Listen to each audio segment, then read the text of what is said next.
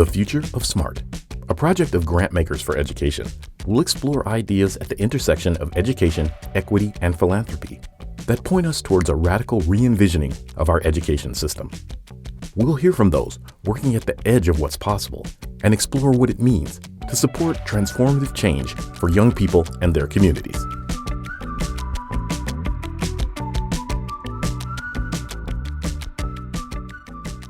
Hello, everyone, and welcome to the Future of Smart podcast, a project of Grantmakers for Education. My name is Ulcca Joshi Hansen, Chief Program Officer of EdFunders, author of the book The Future of Smart, and your host.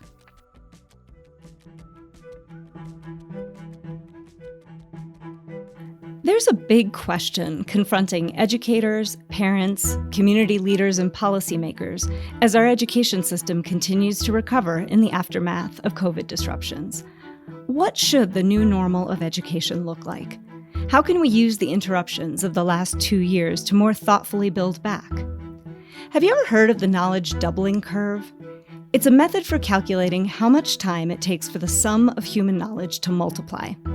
Buckminster Fuller first proposed it in 1982, and his model showed that until 1900, human knowledge was doubling about every 100 years. By the middle of the 20th century, it was doubling every 25 years. As of 2013, human knowledge was doubling every 13 months, and in 2020, it was doubling every 12 hours. Every 12 hours. Think about that. And think about how it should affect what it means for someone these days to qualify as quote-unquote educated. How does it affect what should be happening in the first 12 years of a child's education, or in college? What does it mean to educate a young person in a world where knowledge is quadrupling every single day? My guest today argues that the pace of progress in digitalization, that's all technology, robotics, artificial intelligence, virtual reality, augmented reality, automation, self-driving vehicles. This progress means that the future is now basically impossible for us to imagine. Robots and computers will soon be doing most of what schools have taught humans to do for the last few centuries. If artificial intelligence and robots can solve mathematical equations, read medical reports, write books, design and run experiments, play chess, compose music, and write poetry better than all but the most exceptional human beings, where does that leave the rest of us? And if most of the old skills are on their way out, what is the purpose of education? Since the 1700s, we've thought of school as the place we go to get necessary core knowledge and develop the skills that human beings will need in the world. If we don't need those skills anymore, do we still need formal education systems? Do we still need schools? My guest today argues that we do, but that education needs to be aimed towards a very different purpose. Along with many other thought leaders in education, he believes that the future of work and democratic society will demand a whole range of human capabilities. Things like learning to learn, self-motivation, collaboration, discernment, adaptability, and flexibility. These are things the conventional system was actually designed to ignore. In fact, it actively prevents young people from developing many of these deeply human skills by focusing so strictly on brain-bound learning, a phrase we explored with our episode 2 guest, Annie Murphy-Paul. This focus on brain-bound learning happens during the same period when the human brain is most primed to develop its most deeply human skills, which is a different kind of learning. Education systems have always had to make difficult choices about which skills and knowledge to prioritize. Those debates used to be mostly about content.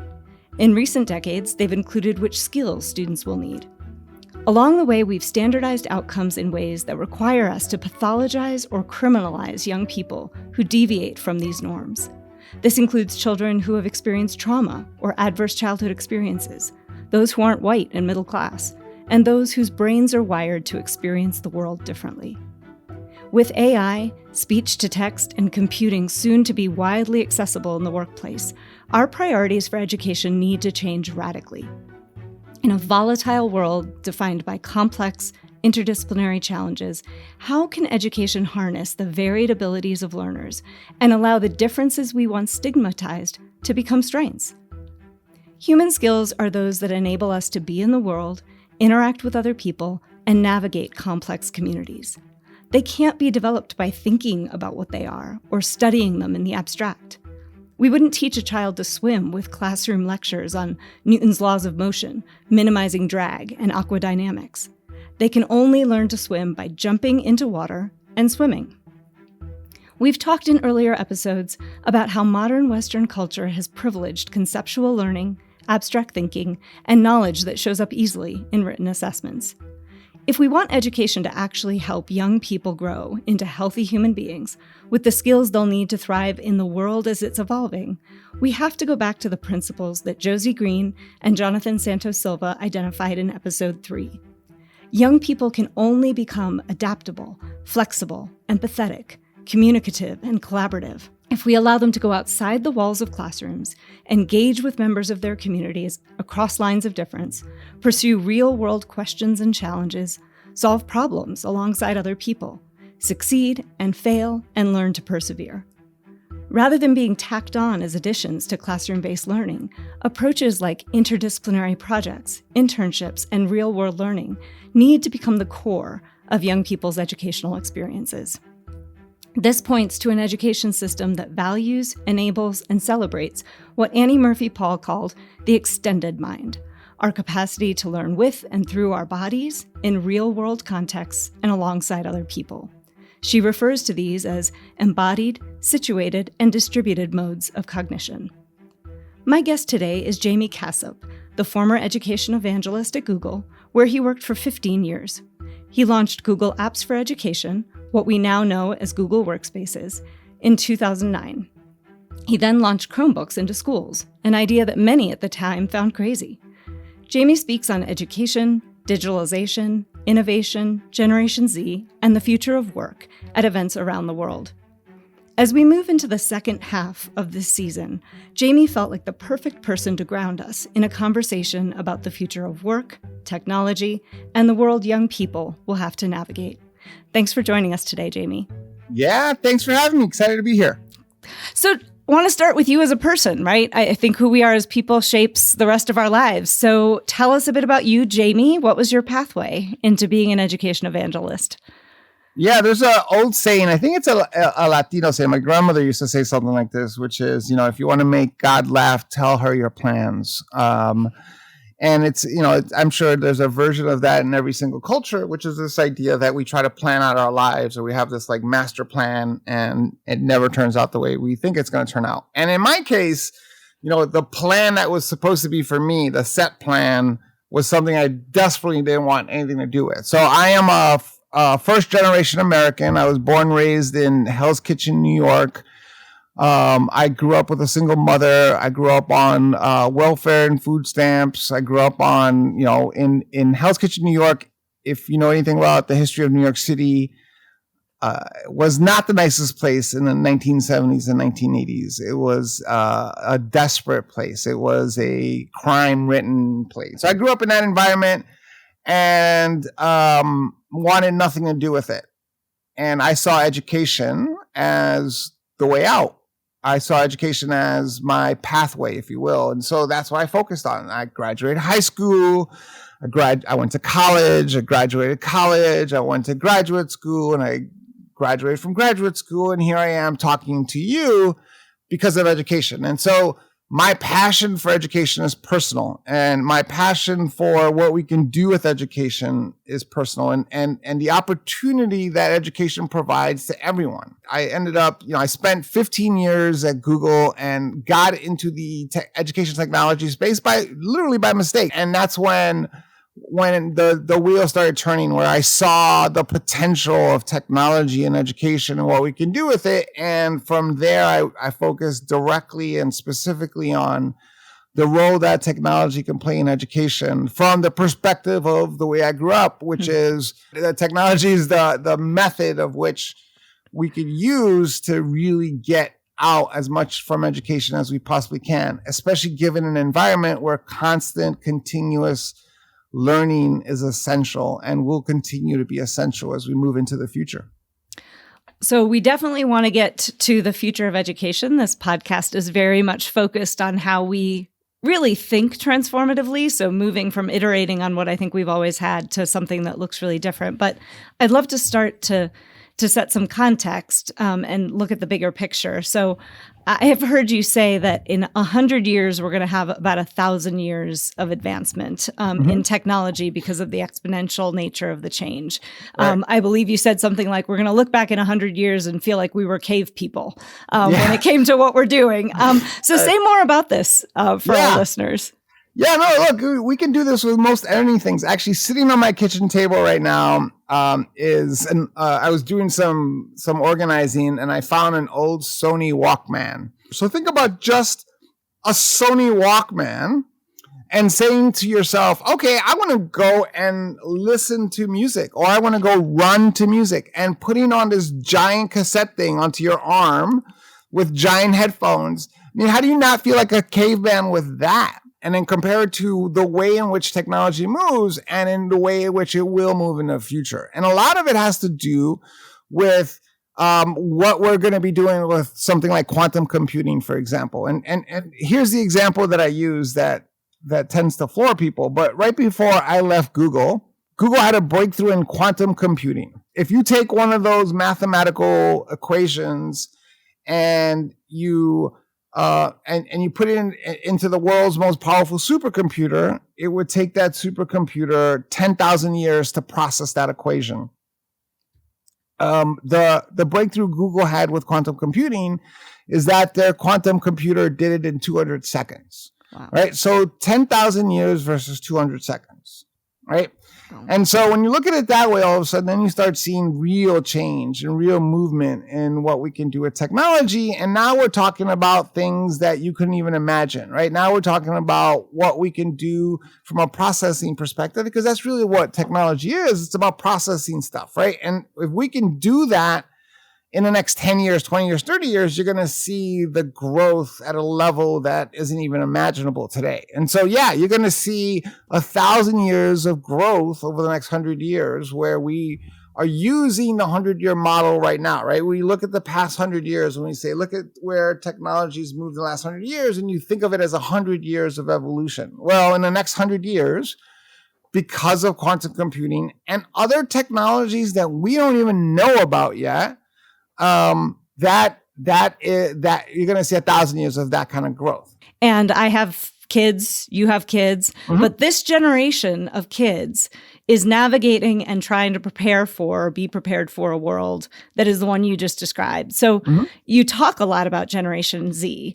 What unique challenges are they going to face? And how do we need to change the way we educate young people to equip them to navigate those challenges and the completely unknown and unexpected successfully? Yeah, no, that's a great question, because it leads to, what the future of education is supposed to look like. And I think this is an interesting generation, right? Every generation is different. And it's funny, I created my own little marketing firm, and I didn't even realize it, right? So I have a 29-year-old, a 21-year-old, and a 7-year-old. So I have one.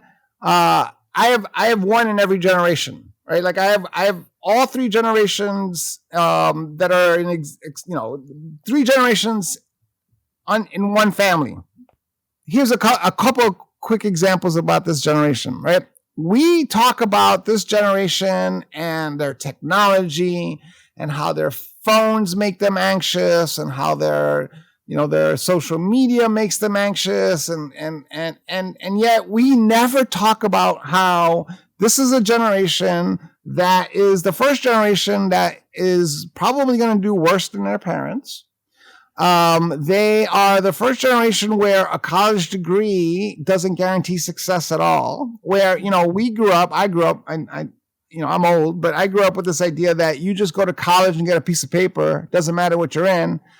They grew up watching their parents, be told, work hard, go to work early, stay late, put your effort in. And at the end, you're going to be able to retire and you're going to get a pension and we're going to take care of you for the rest of your life. And that's the agreement we have.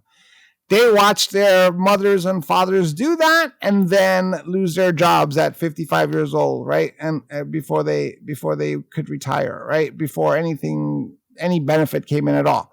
This generation is the generation of live shooter drills in schools since they're 5 years old, right? This is the generation of terrorism, and this is now the generation of pandemics, right? So this idea that this is the world that we are creating for them, and somehow it's their phone that's creating anxiety is insane to me. And so this generation sees the world differently. They are a problem-solving generation because, one, we put that on them, and two, they don't have a choice, right? They see us and say, you guys screwed up the world, and now we have to fix it. And so this generation thinks about work in a different way. They don't see it in a passive way. They don't see it as a work is the way I get money to buy big cars and big houses and material things. They don't see the world that way at all. They don't value that, right? It's a different generation, and I know every generation says that, but they are different because the world is a different place. And more than anything, in 1995, the world changed, right? That's when the internet became a thing. And 25 years ago, the world changed and fundamentally changed. And we are now living in a different world. And so what they're preparing for is something completely different than what we prepared for when we were growing up. So in light of all that, right? So when it comes to your own children, your 7-year-old, right, who's still there, what do you want her to have access to, knowing what you know and having learned what you've learned about the state of the world, the future of the world, and this generation, who they are, what they want? Yeah, what is it? Right. What do you want for her? Because it doesn't sound like it's what you got.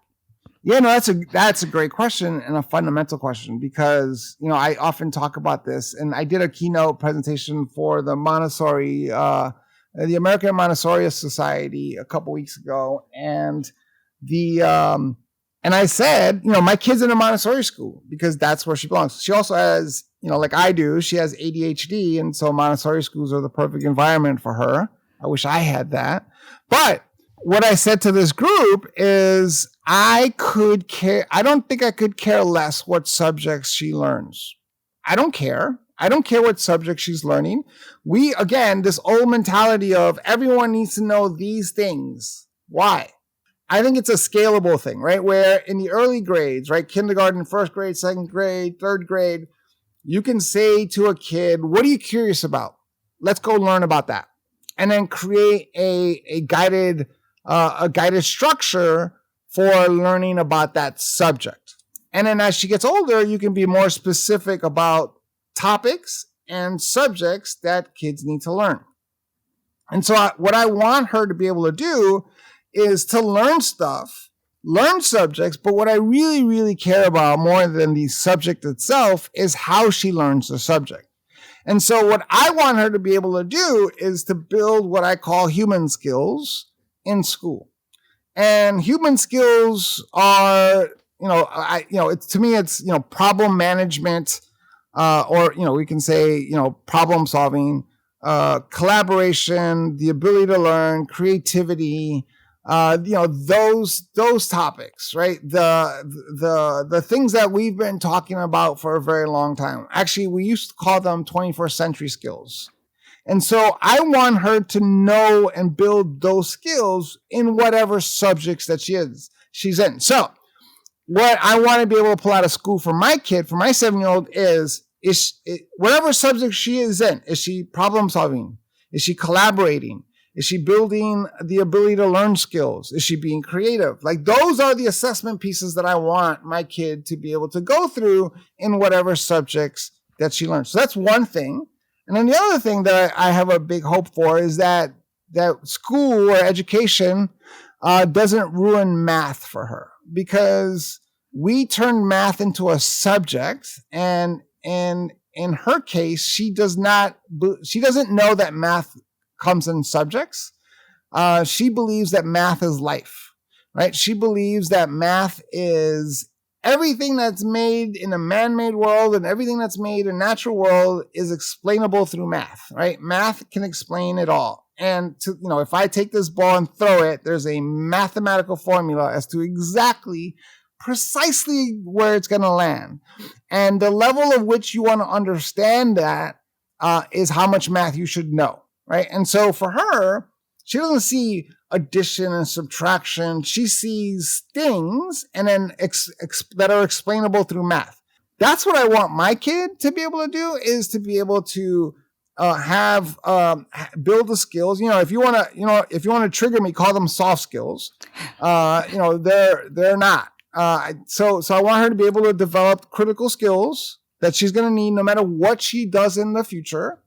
And I want her to be able to do it in a way to think about school as a lab, right? To think about school as a place to be curious, to go experiment, to go learn, to create a safe environment where she can fail over and over and over again, because the environment has been created to be able to do that. And everything that we have set up for school is counter to that, right? Everything's about assessments. Everything's about grades. Everything's about pass or fail. And you either fail or you succeed. And we don't live in that world. That world doesn't exist, right? We live in a world of iteration, where whether something succeeds or not doesn't matter. You have to constantly keep making it better and stronger and all those other things. And so out of all of that, the most important skill that I want my 7-year-old to pull out of school is the ability to learn, right? That is the most important skill that we all need, is the ability to learn. And it's a mindset. It's inside your head. So I'll give you an example, right? I would never say, so I get lots of people who say to me, lots of adults who say, you're very creative, I'm not very creative. Or they'll say, educators will say this all the time, right? I'm just not good with technology. I'm just not tech savvy. I'm just not good with technology. Or, you can say that about any subject. And my response to these folks, and these are adults with college degrees, and my response, and this is why I don't have a lot of friends, but my response is, no, you have chosen not to be good with technology. You have chosen not to be good with math. You've chosen not to be creative. Because if you want to be those things, everything that you need to be good at those things is out there. And now it's just a matter of choice. And that's okay. It's okay that you choose not to do X. So as an example, you would never hear me say, I'm a bad cook. No, I've just chosen not to be a good one. Right? That's not where I want to spend my time. That's not what I want to be good at. Could I be a good cook? Sure. Could I be a 5-star Michelin chef? Probably not, unless I put a lot of work and effort into it, but that's not what I want. And so for me, learning how to cook is something that I am capable of doing. I am capable of learning how to do it. I just don't want to be good at it. It's just not where I want to spend my time. So it's this mindset where the ability to learn becomes this ability to say, I don't know how to do something. I want to know how to do it. I now know where to learn how to do it. And then I know whether or not I've learned how to do it or not, right? And it's that ecosystem that is self-contained that anyone can build and create for themselves. Mm-hmm. And that's the mentality that I want my 7-year-old to be able to do, is never say, I don't know how to do something, right? And none of this is new stuff, right? But the ability for her to be able to say, I haven't learned how to do that yet, or I am choosing not to learn how to do that because I am not interested in it. I don't want to. It doesn't impact me. Just to play devil's advocate here, right? Uh-huh. You're talking to audiences, and I know you care about equity and racial justice. And the reality is that some kids don't have opportunities and they haven't had experiences that allow them to succeed. And so part of the reform efforts of the last 20, 25 years have been, let's say there's a minimum, let's say there's a floor. And the standardization of education in many ways was an attempt to ensure that every student had access to certain things. And what you're saying could be seen as flying a little bit in the face of that, because it might be that one kid says, I'm really interested in learning about X, and another student says no, and they'll come out knowing how to do and be different things. Is that okay? How do we square that with this idea of equity? Yeah. No, again, and I'm glad you brought that up, because I think it's important. And I wasn't maybe very clear on this. I'm not saying that we shouldn't have standards. I'm not saying we shouldn't have expectations. I'm not saying that, kids should go to school and learn whatever the hell they want to learn, right? That's not, like I said, in kindergarten and first grade, kids can learn whatever the hell they want to learn. Nothing. Again, let me also emphasize this point, which is I do want my kid to learn how to spell. I want my kid to learn how to read. I want her to be able to understand how to write, right? Like, so I want her to read and write, and I want that to get better every year. And I work on that, and she works on that. Every night we read a book together. I know no one's going to believe this, but you can ask any of my kids. I have never looked at my kids' grades, ever. Never looked at their report card. I care more about that process that we're going through. So to be clear, nothing is more important than the ability to read, right? And so I want her to be able to read at a high level, and I want to know that she's constantly getting better at it. So I want the level of books getting better. I want her to read more. The more you read, the better it is. What I don't want is, if she had 20 minutes to sit and read a harder book, that is so much more valuable to me than doing some 40 problem worksheet that she's going to get graded on. That means nothing, right? Mm-hmm. And so that's the difference to me, is that where we spend our time and energy. And so for my kids, I want them to read better and learn how to write better and those things. My 21-year-old, reads all the time. He actually doesn't like Kindles. I send him an audio. He doesn't even like audiobooks. He likes physical books. And so reading is really critical and important. So I want basic skills. And so if we focused on that, if that was a baseline, if we did, like, everyone should be able to read, not at a level, because that gets into the whole thing about, like, who gets to create these levels and what do they look like and why do we do assessments on those things and all these other things. But we can have that debate. But yeah, so I want kids to know basic stuff. What I'm saying, and then on top of that, I want general categories. And like I said before, as the grades get older, I want more structure and more guidance. In first grade, it should be wide open. In third grade, it should be less wide open. In sixth grade, we should get more specific in what kids learn. And in high school, you should learn these things based on the things that you're passionate and interested in, right? And so there is a structure, there are standards, there are expectations. So I'm not saying anything like that at all. What I'm saying is that the world has fundamentally changed, that what we need to be able to do is take the best ideas of what we have in education and what we've learned about education and take those ideas and apply them to a new model that we need to create for the future that we face.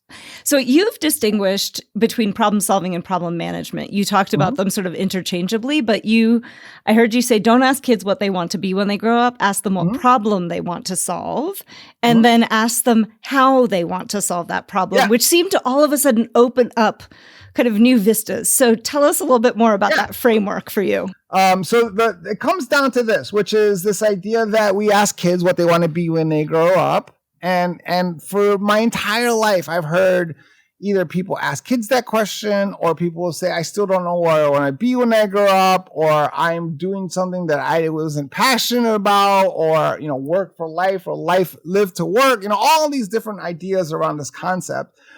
That question doesn't make sense anymore. I still see people, or I hear people ask my 7-year-old question that all the time. What do you want to be when you grow up?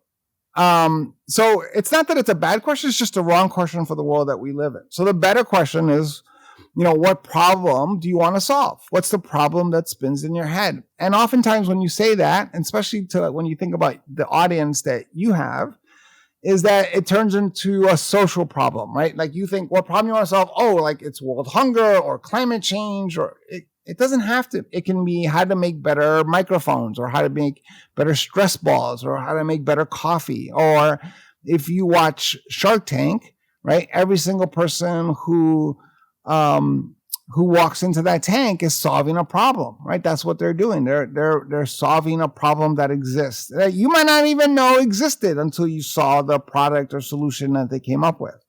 And so asking them what problem they want to solve either they know, which is great because then there's another follow-up question, which we'll talk about in a second, or they don't know, and now they can spend time trying to figure that out. So for me, for example, if I say the problem that I'm trying to solve is to build more, I can either say build more equity in education, or I could say to create more Jamies in the world, right? To create more kids, because one of the saddest things about my life and career is that I got to spend lots of time and energy in high level things, and I never really get to meet a lot of people like me. I don't get to meet a lot of people who have my background, right? And in the circles that I'm in. And so I can say the problem I'm trying to solve is by building more Jamies in the world, because I think that's might be what's needed without making that sound arrogant. But the point, you know what I mean? Like more diversity out there. And so I can solve that problem. I can solve it in early education, in middle school. I can solve it in high school. I can solve it in college. I can solve it in the workplace. I can solve it in investment. I can solve it in, there's so many different places that I can solve that problem. So that's why the second question becomes important, right? So it's what problem you want to solve. And then the second question is, how do you want to solve it? How do you want to take your talents, your experiences, your passions, and solve that problem, right? So if a student comes to you and says, I want to solve climate change, I'm scared, right? Like, I forget what the number is. I think it's like 82% of Generation Z kids believe that climate change will impact them in their lifetime. And if it hasn't already, right? So let's say kid comes to you and says, I want to solve climate change. Well, traditionally, the response and what you might say is, oh, climate change, you need to go be a scientist. You need to go study global sustainable development. You need to go get a degree in environmental science, right? You need to study STEM, right? That's what we would tell that kid. But what if that student is a talented photographer? The way they can solve climate change is by going out and photographing the climate. They can go out by creating documentation of climate, of what's happening with the climate. They can go out by creating, if they're a gifted educator, creating educational programs around climate change. The point is that there are millions of ways to solve a problem. You don't have to solve it in one way, right? There are many, many ways to solve a problem. So how do you want to solve it matters. And most students don't know themselves. They don't know what they're good at. They don't know what their skills are. They don't know what they're passionate about, right? So spending time with young people and helping them figure that out is absolutely critical. And then the third question in that process is, what do you need to know to solve that problem? What are the knowledge, skills, and abilities you need to have to solve that problem? And it might make sense that they do need to know environmental studies. They might have to take classes. They might have to get a degree in environmental studies. Who knows? But the point is that what do you need to know? What are the knowledge, the skills, and the abilities that you need to have to solve that problem? And do you have those knowledge, skills, and abilities? And how do you build those knowledge, skills, and abilities? And that's where the ability to learn becomes critical, because you have to be able to determine, I know I have enough to be able to do this, or I know enough, or I need to learn more, and then move in that direction. And so those three questions together help form, for me, kind of like the future of work, if you will, right? Like, what's the problem that I'm trying to solve? How am I solving it?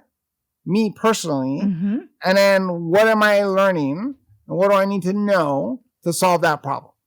And so this kind of points to, right, how many careers is everyone going to have over the course of their lifetime? That the answer to those questions may change, probably will change for many people. So I'm curious, like, you were talking about what seemed more like inquiry-based education in K-12, and many people can understand what that means. But what are your thoughts on the future of post-secondary education? And you named a few things, right? Students in this generation have seen that the piece of paper doesn't get you a job. You're often in debt, and they don't want to be in debt. Right. They kind of understand. So what do you see as some of the future of post-secondary education? And, what does it look like in practice? Do you have an example of a place that you think is at the forefront of this different way of thinking about, college for all or 4-year college for all, whatever it is? Right. Yeah. So I think the first thing we can do is change some of the words, and words matter, and how we phrase things matter. And I think we can stop talking about higher education and start talking about higher learning. Right. And I think that that's a fundamental thing, because all of a sudden, what we need to realize is that the current education that we provide students up to grade 12, up to and including grade 12, is not sufficient for the future that we have. It's just not, right? There needs to be more time, more effort. The reason we have this cutoff point at the end of 12th grade or, at the end of high school is that there are lots of different ways to go from there, right? You don't have to necessarily go get a degree. You don't have to, you want to open up a convenience store, then going out and getting a college degree doesn't matter. But I think, we get into these debates about whether or not college is a necessity or whether we need kids to go to college. But I think if we focused on the idea of higher learning, I think we can all agree that whatever it is that you learn up to and including high school is not enough, right? And that we need higher learning. And so how we get that higher learning can be in lots of different ways. And so that becomes the focus of higher education to me, is the higher learning component. And so I work with a number of higher education institutions. I was out in West Virginia a couple weeks ago working with a team. And I think what higher education institutions have been missing is they've been missing how to tell the story of the value proposition that they bring to the table. They've been so defensive about who they are and their existence that they've missed the opportunity to talk about their value, the value proposition that they bring. There's a lot of work that you can do, but one of the things that when I work with college presidents, I say to them all, when I talk about like what problem you want to solve, I say, can you imagine a student showing up to a website, and for the most part, what a student sees the first time they go to a college website is exactly what you and I saw, for me, in my case, 75 years ago when I was in college, right? It's a 10-minute video of college life and all the different majors and programs. Like, their measurement is we offer 150 different programs, right? That's their measure. Instead, imagine, first of all, 10-minute video, like there's no 16-year-old watching a 10-minute video about campus life. There's just, that's like a motion, that's like a Netflix series to a 16-year-old, right? A 10-minute video, right? So imagine instead of a student going to a website and it just says, just right on the front page there, it says, what problem do you want to solve? Come here and let's solve it together. We're going to help you develop the knowledge, skills, and abilities that you need to solve that problem. And if you don't know, great. We're going to help you develop that too. Right? Like, why wouldn't you go there? I'd go there tomorrow. Right? And so there's so much opportunity to do so much good work in the higher learning space. Yeah, although you would like that to be the true in K-12 as well. And so what do you think in this vision, right? You've sort of painted a picture of what education could be. So what's the highest and best use of technology in moving us towards that? And how does it compare to what you are seeing and how people are using technology right now? Yeah, that's a good question. It's a good question because fundamentally, what it comes down to is that technology has nothing to do with this, right? That technology is just a thing. That I often talk about, this idea that, we talk about technology as technology is coming to replace your job, right? Technology is taking over your job. Technology's always done that. It's done that since the Industrial Revolution, right? And so it becomes this thing where we tend to focus on the technology component of it when it has nothing to do with any of this, right? So, I don't hear people complaining about, how cars, took over all the stagecoach work, right? Like that was out there, right? Or I don't see horses complaining about how they lost their jobs to these, iron horses, that were built.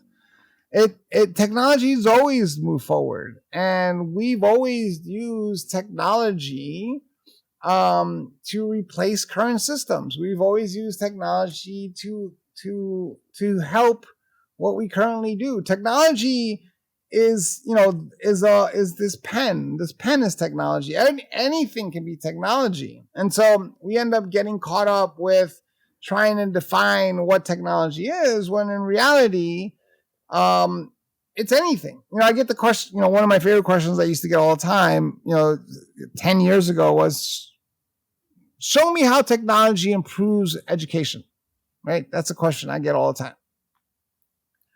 I'm like, okay, I will, but first you show me how textbooks improve education, right? Show me how desks improve education. Show me how pens improve education. These are all tools. These are just tools. And so when we think about them as tools, what ends up happening is that they become the best tool that you could use for that scenario, but it's just a tool. It doesn't have any value on its own. It is a tool that you use to do X. And so what we need to think about are, what are the best ideas that we have in education? Forget technology, forget, different learning models. What evidence do we have around what good learning is? What does it look like? And then ask ourselves, how do we use technology to bring these ideas to life? Instead of thinking about, here's the technology, what do we do with it?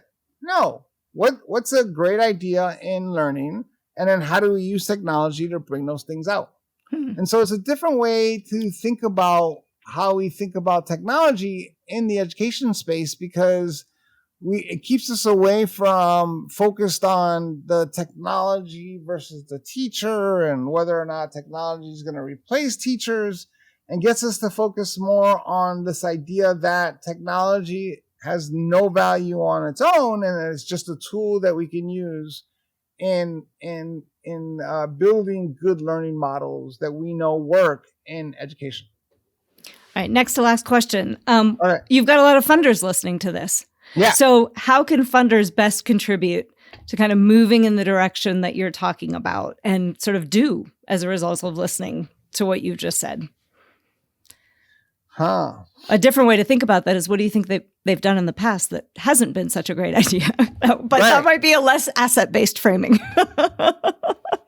Here's a question to ask. I'm sure everyone in the nonprofit world thinks about this all the time, which is, how many mergers and acquisitions have you seen in a nonprofit world, right? Not a lot. Why? Well, how is that possible?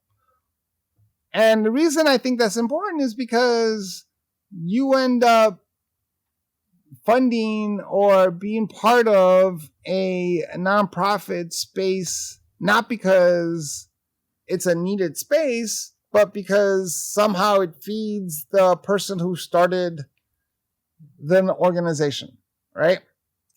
And so asking some hard questions or being hard with some founders and saying, look, and maybe this is what's missing in a nonprofit world, which is, hey, your nonprofit does, I just read through your thing and your nonprofit says it does these 3 things. Well, we ran it through our new system that we just built, you and I just built together, which is 12 other organizations have been identified that do the same thing.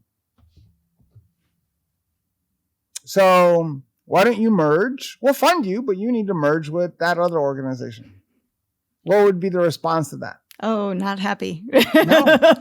And so you have to ask yourself, is it really about the solution, or is it about the person who runs the organization? Right? And so, now we're getting into some real conversation at the end here about like what's real or not, right? Like maybe what we need to do is spend more time focused on making sure that the money that we're investing is actually going to solve problems and not feed egos, right? And that happens a lot. That's great. Well, thank you, Jaime, so much for your time. It was great to talk to you, and look forward to seeing what your next education evangelist kind of pathway creates for you and what you do. So. Yeah, thanks for having me. This was fun. Thanks for listening. The Future of Smart podcast is a project of Grantmakers for Education and is made possible through the support of our generous member sponsors. If you like the podcast, please follow or subscribe and follow us on social media. You can find links to resources related to today's episode in the show notes. More episodes and events can be found at edfunders.org. To learn more about the future of SMART, visit ulcca.com, ulcca.com.